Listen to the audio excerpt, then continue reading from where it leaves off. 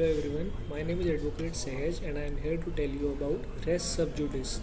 Now, what is the provision of res sub judice? Res sub judice means under a judge, or in other words, a matter under consideration. It means a cause that is under trial or pending before a court or a judge.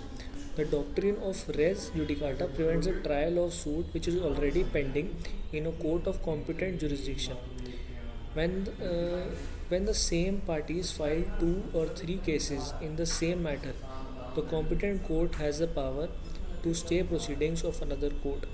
The primary aim is to prohibit the courts of concurrent jurisdiction from simultaneously entertaining two parallel litigations. Nature, scope, and objective. The principles of res sub judice prevents the court from proceeding with the trial of any suit in which the matter in issue is directly or substantially the same with the previously instituted suit between the same parties, and the court where the issue is previously instituted is pending has the power to grant the relief sought.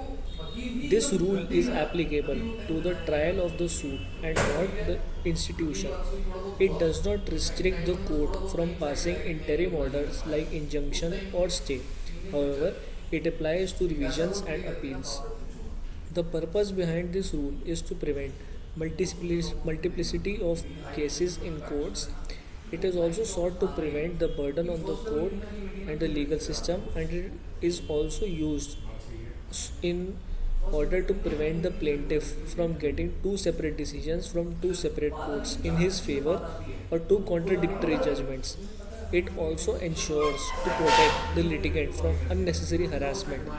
The policy of law is to restrict the plaintiff to one legislation, thus obviating the possibility of two conflicting verdicts by one and the same court in respect of the same relief.